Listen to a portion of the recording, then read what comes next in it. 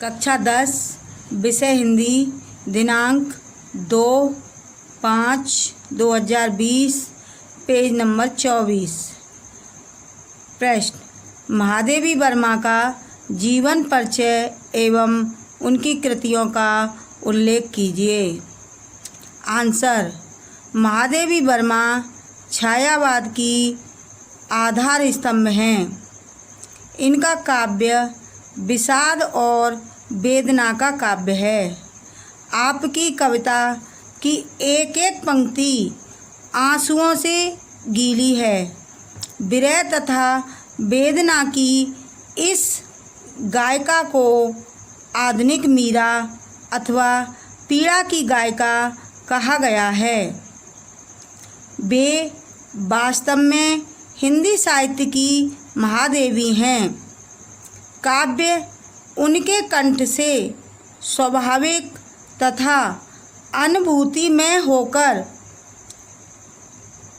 निःसृत हुआ है।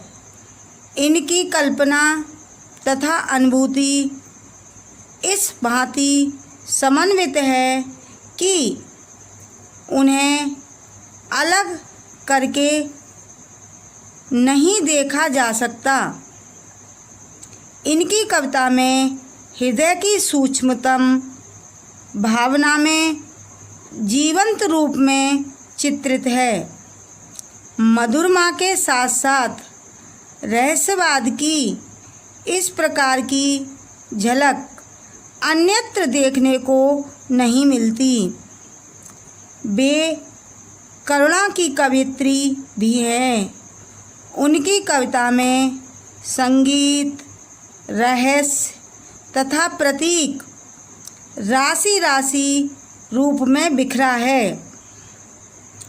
जीवन परिचय, आधुनिक युग की मीरा अर्थात पीड़ा की गायिका का जन्म होलिका दहन के पुण्य पर्व पर सन 1907 ईस्वी में फर्रुखाबाद के एक शिक्षित कायस्थ परिवार में हुआ था।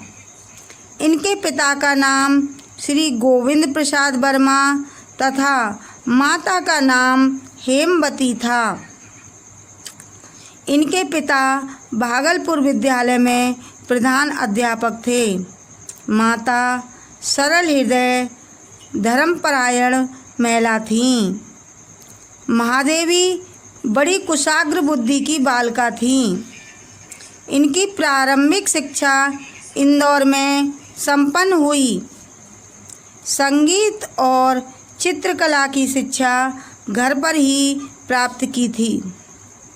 9 वर्ष की आयु में इनका विवाह स्वरूप नारायण वर्मा से हुआ।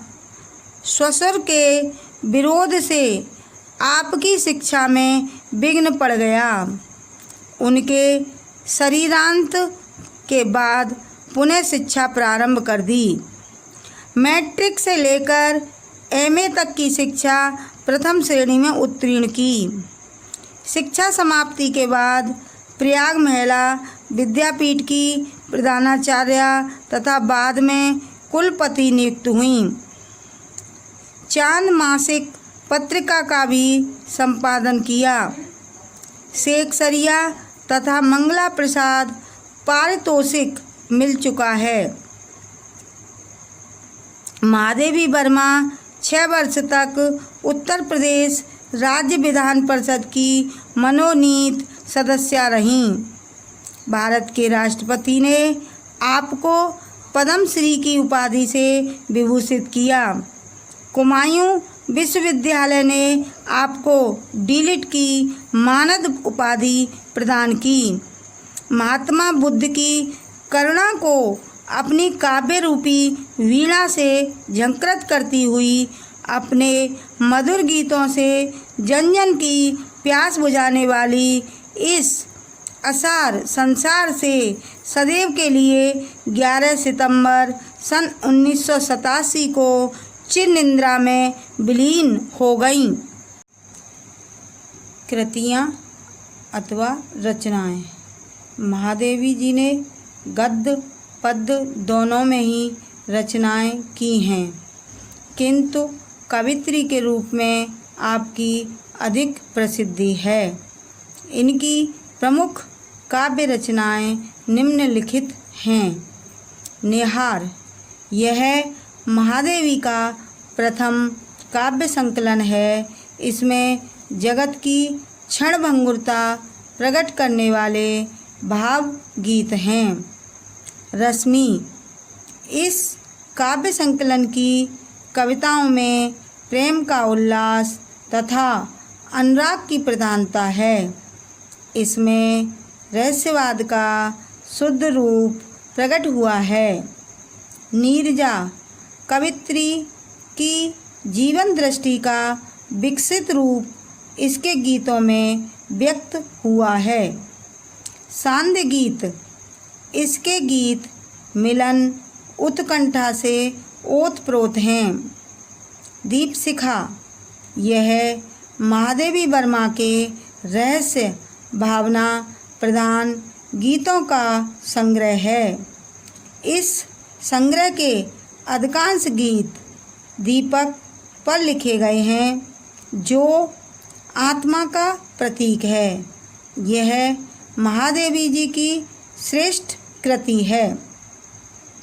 यामा, इसमें महादेवी जी के कुछ चुने गीत हैं। सप्तपर्णा, यह ऋग्वेद के मंत्रों का हिंदी में काव्य अनुवाद है। गीत पर्व, संधिनी, आधुनिक कवि शीर्षकों में इनके श्रेष्ठ गीत संकलित हैं। अतीत के चलचित्र, स्मृति की रेखाएं, श्रृंखला की कड़ियाँ, पथ के साथी आदि आपकी गद्य रचनाएं हैं।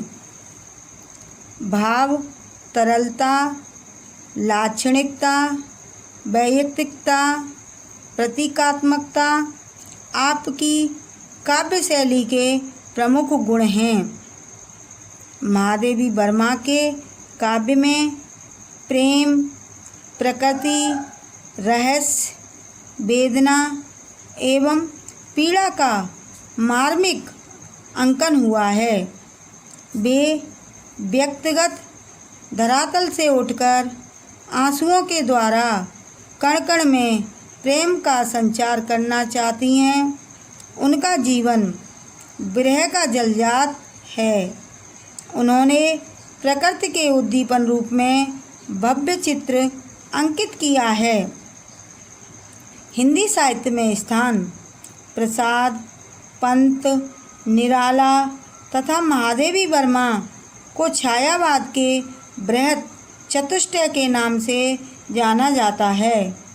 वेदना को हृदय स्पर्शी रूप में व्यक्त करने के कारण ही इन्हें आधुनिक युग की मीरा कहा जाता है। छायावादी काव्य के पल्लवन एवं विकास में इनका अविस्मरणीय योगदान रहा।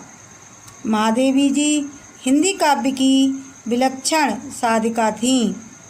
कवि हृदय लेकर और कल्पना के सप्तरंगी आकाश में बैठकर इन्होंने जिस काव्य का सृजन किया वह हिंदी साहित्य की अपूर्व उपलब्धि है।